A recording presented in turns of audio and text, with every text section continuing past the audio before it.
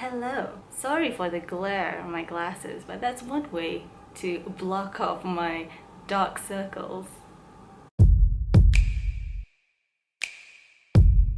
Welcome to another video. Today I thought I'd do a get ready with me for Ramadan, even though we are not going anywhere because of the partial lockdown, but I'm just gonna share with you whatever I think I can share with you. This is literally in the morning right now. I'm recording this a day before Ramadan, so I'm really getting ready for Ramadan. I guess during Ramadan you mostly get ready mentally, at least that's what I think. But besides that, also your food, even though we don't eat much this month, but we need to prepare our food so that we don't really actually starve, unlike those less fortunate people who are actually starving on the streets. Okay, so let's begin. This is not a style of fashion, though you can make it a fashion and some people do. I'm just gonna quickly show you how I do my headscarf. No one asks me this, but people have complimented my way of headscarf, and I think it's just very simple and very practical, especially for dancing, because it doesn't ruffle away. First, you take this kind of headscarf, a rectangular one. I folded this in half vertically, or is it horizontally? Basically, you fold it at the... never mind. Basically, you still get this long-ish. The scarf is originally wider than this, so I fold it in half so that it's still covers the back of my head. So yeah, it's like that. So you get one short side. I usually put the short one on my left side and the longer one on my right. This is so hard. And then I take this and... can you see it? I don't know, man. And then you kind of tie a knot. Like so. Okay? You tied a knot? Have you tied a knot? Okay. And then you adjust. Like that. So you get this short side has become on the right side and the long one has become on the left side. Okay. Then you take the long side and you kind of open it up and you fold it in half-ish or a quarter until you get this kind of width, and then you put it over your hands. Oh gosh, it's hard. And you just fold it. Ugh. Oh man, okay, this might be a bit too long, but yeah, you can adjust it later. I don't think I'll adjust. I'm too lazy to adjust. Okay, I'm seeing a mirror there, but yeah, so you like that, like so. Alright, nice. You feel like an Egyptian wearing like this. And then you get that one and you tuck it in. See, you tuck it in. There you have it. This is my style, though this is supposed to be longer. Damn it. Never mind. Then I can just flip it over and put it this side, and I can tuck this in again on the other side. I guess, yeah.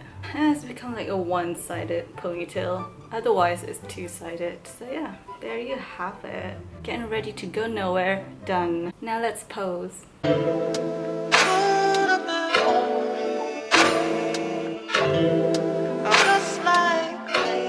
Okay, let's get to the mock meat of this video. Ramadan, I think, is mostly about the mindset. And it's also, spiritual. It's very internal energy, like in dance, there's this concept called internal energy where you don't put out your full energy, you internalize it. So, what is this? So in Ramadan, you have to harness that internal spirit and energy and, and just do it. It's a lot of quite hard work, this mindset thing. And there's a lot of positive self-talk that you have to do. For example, Diana, you can do Ramadan. You've done this before and you do it again. You can fast for 14 hours straight. It's easy peasy. You did it last year. You can do it again. In fact, You can even go over 14 hours. You've done 19 hours fast when you were in the UK during the summer. You're a queen. You're amazing. And when fasting, you can still do your work, you can still exercise, you can still dance. You're strong. And what's amazing, you're powered by plants. And you know, like everyone says, you need meat for protein. What? I'm still alive. You're amazing. And you know what's gonna make Ramadan so good? The community, you know, the friendship. You don't need bazaar Ramadan. You cook amazing, delicious vegan food. On certain days, you may go to Ramadan potluck with your vegan friends or non-vegan friends who are open to trying vegan food. But if there's no potluck this year because of quarantine, that's fine, it's okay. There's technology. You can cook online together with people. You can have like a mukbang session with your friends online, you know? And you know that you said that you're gonna try to sleep at 9 p.m. and wake up at 4 a.m.-ish. Even though you're not used to it, you can do it. You can. You just have to set your mind to it. You have to set your mind to it. And then in the morning is sacred time. You journal, you meditate, you do yoga, stretching, and then you eat a nice bowl of oats with bananas and some chocolate pieces if you want to, and some nuts and seeds. Oh, it's delicious. If that's not enough, you can eat some like peanut butter jam toast. It's amazing. Vegan food is so good. It's healthy. It fills you up. Or if you have leftover from the night before, you can eat that. So that brings us to iftar. At the end of the day, it's so good to cook. You prepare for like your favorite vegan meals like baked potatoes and baked beans with scrambled tofu and mixed veg and mushrooms. And you can eat it with rice or bread or noodles or anything. Ooh, noodles, Indomie, ugh, it's so good. Fried noodles with lots of soy sauce and veggie oyster sauce. It's so good. Oh, just thinking of it is so good. Vegan food is so good. If you need some meal ideas, none of that dairy or eggs that, you know, takes babies away from their mothers, you can download my ebook. It has a list of wonderful vegan food, not just by me, like, you know, I have like a bit of recipes in there, but it's nothing big because I'm not really a cook, you know, I'm just a very amateur cook. But there are, you know, links to recipes to my friends' recipes, so check that out. If you've been meaning to change your habits or your lifestyle or whatever, Ramadan is such a good time to start. If you're fasting for the first time, probably it's hard, and probably that's your change in habit to start incorporating intermittent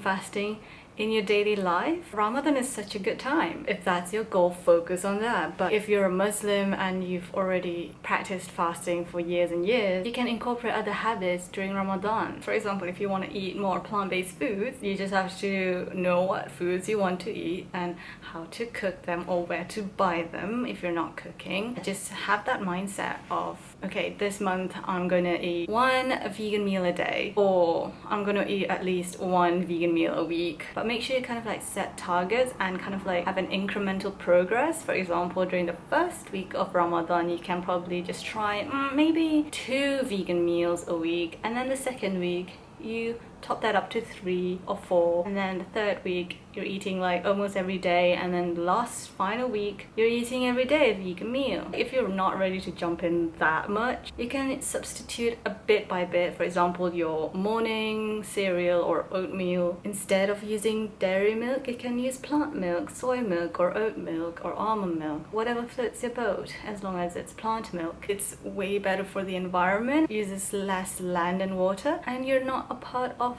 taking away the baby cow from the mama cow and depriving that baby cow from its milk. So yeah, it's really all your choice, and I'm just here to guide you on your journey if you wish to embark upon it. I hope that you do. So if you need more guidance, follow me on social media, download my ebook, and you'll get on my newsletter, which I'll be sending you some motivational, inspirational stuff. So I hope that you have a really good Ramadan or fasting month. Let me know your thoughts and your experience during this whole 1 month coming. So yeah, just eat more plants, waste less, and move always. Bye!